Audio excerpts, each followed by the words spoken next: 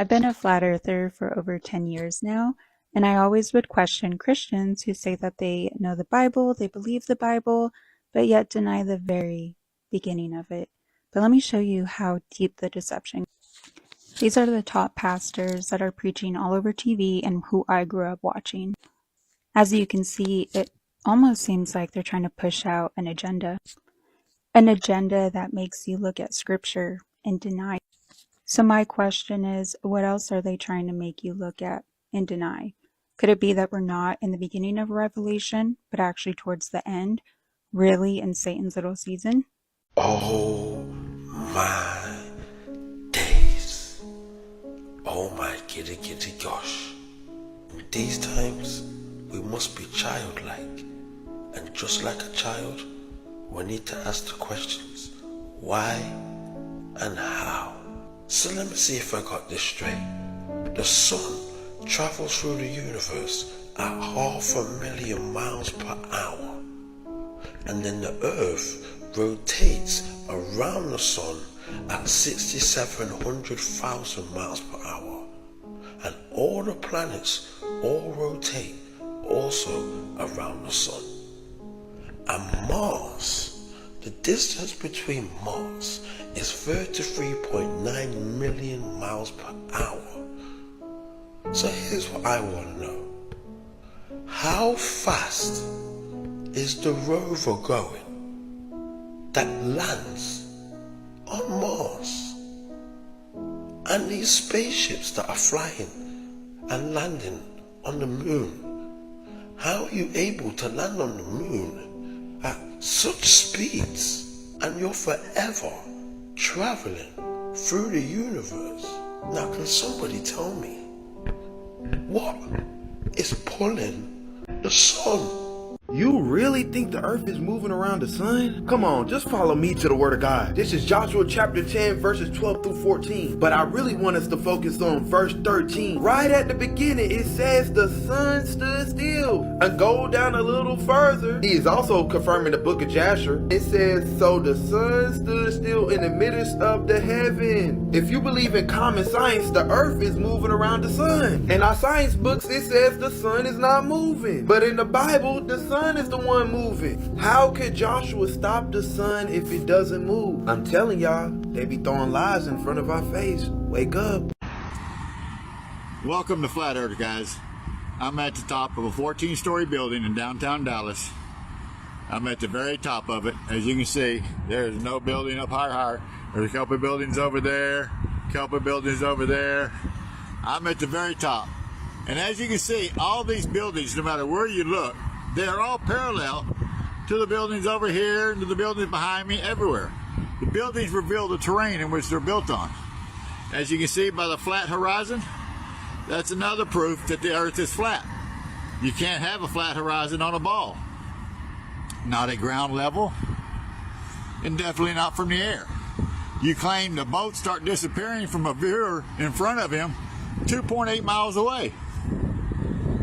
And it gets further, and the further the boat travels away from you, the more it goes over the curvature. Well, that's only 4 or 5 miles. But left to right, it's still a flat horizon. That's impossible, folks. It can't curve one way and not the other. Welcome to Flat Earth. This is flat. The buildings reveal the terrain, and you can see far.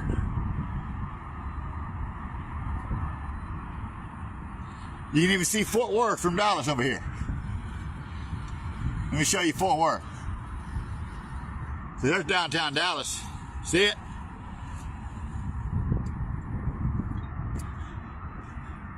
"34 miles away from that downtown Dallas, you'll find Fort Worth. And it's hazy right now, but let's see if I can see Fort Worth. 34 miles away. Now, I showed you a picture of it from the Fort Worth side, but I'm seeing if I can see it from the Dallas side.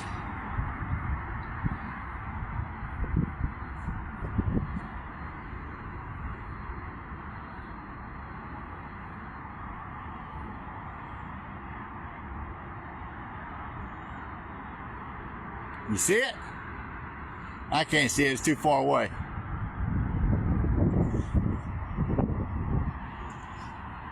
But from the Fort Worth side, On a clear day, I can see Fort Worth way out yonder. But it's way out yonder. You have to look real hard, and the haze is blocking. I can barely see it with my naked eye. But anyway, it's way out there. Anyway, it's flat in between there and there. Welcome to Flat Earth, guys. When did you find out that the world was flat? I would say about 10 years ago. I went to the Strand, and I could see Cape Point, which is about 42 kilometers away.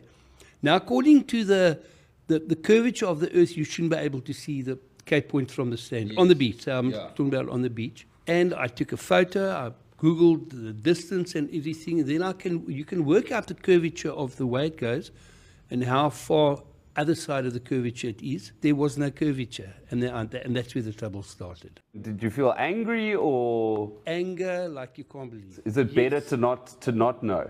No, I think it's better to know, because that's how we're going to change the world for the better. Yeah.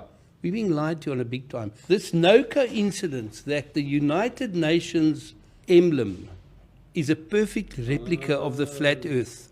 Okay, so you know how Hollywood likes to hide things in plain sight? In fact, some people say you get more information from Hollywood movies, more truth in Hollywood movies, than in the news. The news is fake, we know that. Hollywood movies, they show you what they're doing. It's called informed consent, and it's also called they feel like they don't get karma. They have no bad karma if they show you what they're doing through these predictive programmings and whatnot.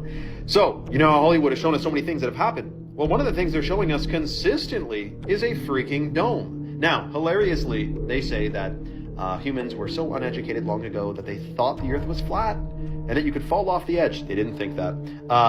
But yes, every ancient culture did believe it was flat, and they also had all these pictures and art and how they depicted Earth. Never that it was a spinning ball that somehow the water stuck to, even though it's spinning so fast. Kind of doesn't work on a small scale, but when it's large, the gravity, blah, blah, blah. Meanwhile, Nikola Tesla didn't even believe in gravity. Look at this commercial. They go so high, they hit the firmament, and then they go through water. I mean, it's shocking. Nikola Tesla believed in electromagnetism, not in gravity. Gravity is a theory. It's electromagnetism and density. In fact, here's a question for you. The ancients who built all these magnificent pyramids and temples, they lived organically, they grew food organically, they're healthy, okay? Do you believe they are smarter than the ones today who are completely destroying the food, air, and water supply and telling us we're on a ball, we got NASA and all that? I mean, if you want to talk about trusting the smarter entity here, we're talking the ancients. Lived in cohesion with the earth rather than destroying it and pretending that we're at the height of science and technology. Pitchers, steroids, Santa Claus, kicks and deals. It's a long fly ball going back, and the ball shatters the sky, bringing the ocean itself down into the stadium. Oh, Simpson just broke this dream's reality wide open. So did y'all know that on July 21st, 1969, that the Eagle has landed? You know the one where it says one small step for man and one giant leap for mankind? That same day, this picture was taken and put in the newspaper.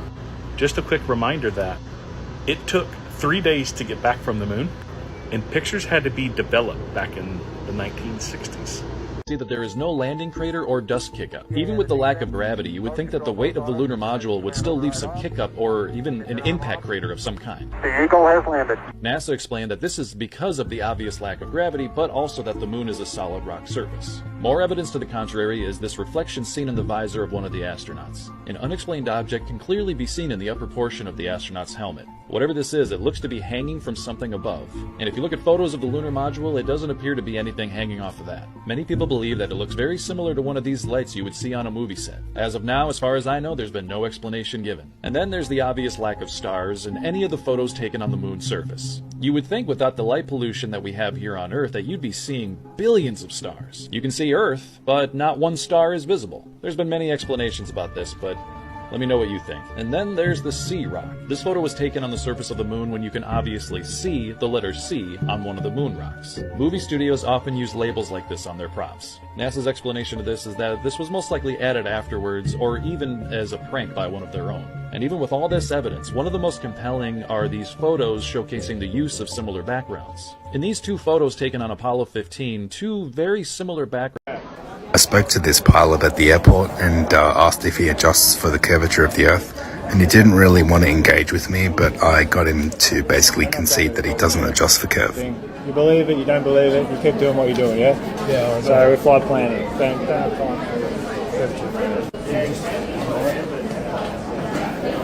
Ignore what? Well, yes, you ignore it, because if you have a sphere and you're at a distance away from the centre of that sphere and you keep flying the same, you're always creating the same distance away, are you not? Right, but you're not nosing down every... Why would you nose down? You have to change orientation. If you have a basketball and you're flying a certain radial away from that basketball, do you have to keep descending? Yes. You do? What do you know about centrifugal force? Centrifugal force will stay away from you. What about centrifugal force? Centrifugal is centrifugal. One pulls away, one attracts. They're opposite. Yes, they're opposite. Third, I'm sorry, we're flight planning. Don't have plan. You don't believe it. You believe what you want. Get back on your TikToks. We were just asking. Yeah. All right, thanks. On the next episode of Space is Fake, a mouse was spotted on the SpaceX Falcon 9 rocket. Look at this little guy chilling on this rocket that's in the vacuum of space. He's fine though. Weird, right? Like, imagine thinking this is real and being one of those people that's like, yeah, SpaceX, globe Earth, astronauts.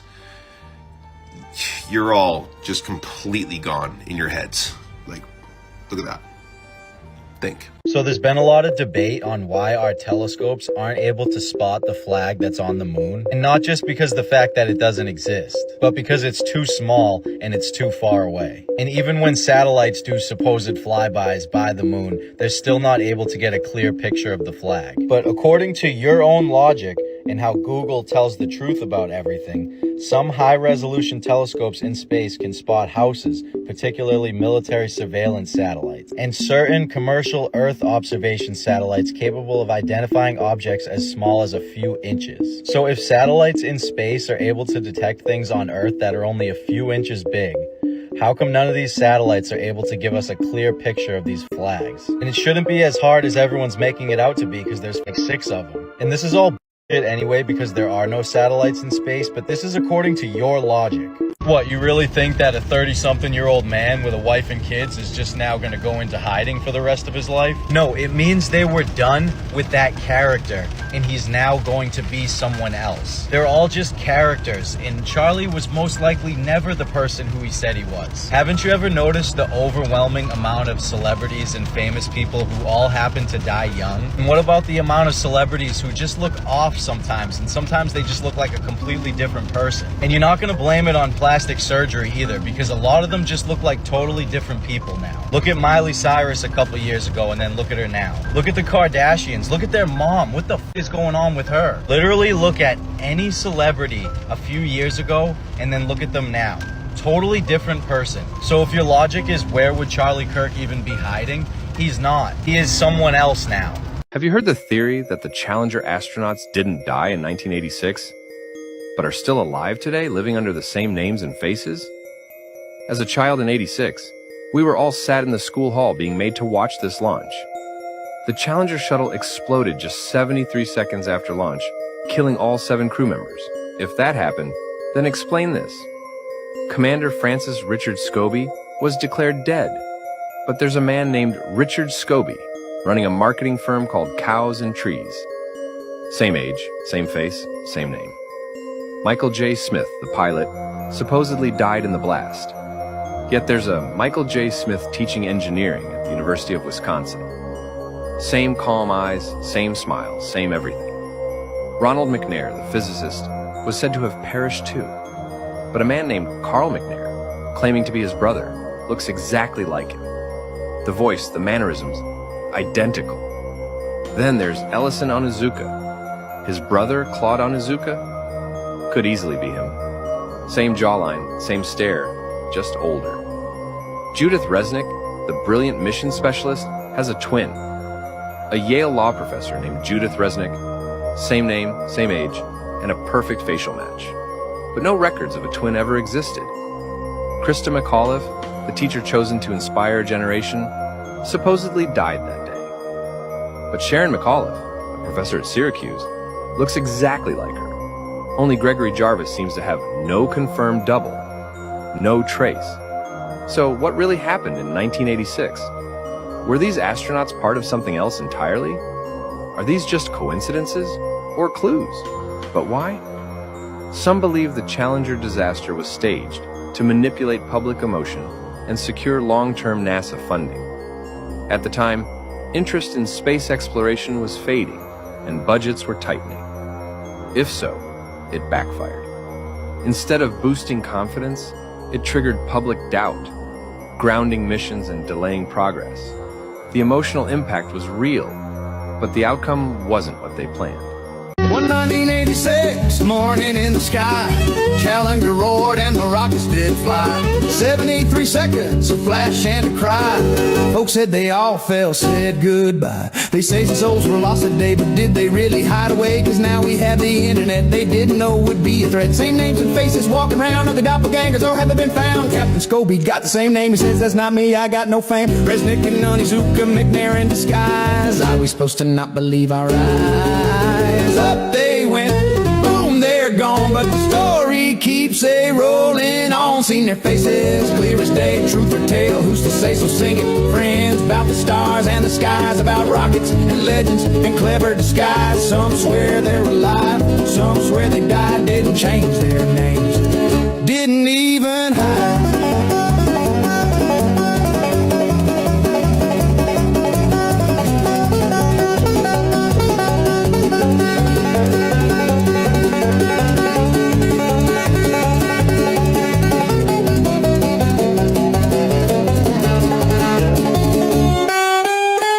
Here is Judith Resnick, and here is Judith Resnick. She says I'm not a dead astronaut, just universities I've taught. Now this is Richard Scobie, and this is Richard Scobie. He says no, that's not me, I just run cows and trees. Six doppelgangers walk in the land, must be a coincidence.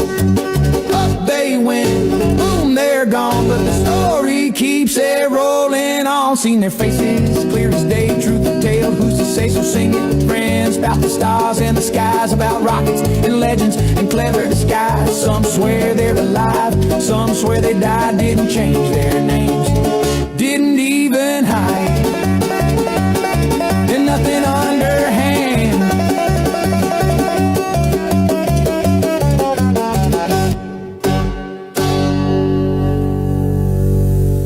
The flat Earth map dates back over 1,000 years. This map is credited to being created by a Persian astronomer. His name was Al-Biruni, and he lived between 973 AD to 1048 AD.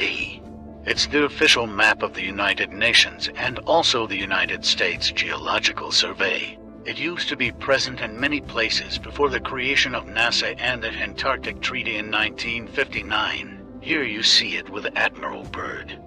This map has been restored by Dmitry from Russia with suggestions of mine, Eddie Alenkar. Known by my YouTube channel Flat Earth Banjo, I asked Dmitry to include the Bermuda Triangle and Point Nemo, a place deep in the Pacific where NASA buries rockets. Then Robert Tozzi, a professional mapmaker, came along and enhanced the map even more. There are many people now selling this map online, but if you could order it from my online store, I would greatly appreciate it. Visit my online store now and order one of the items. I humbly thank you.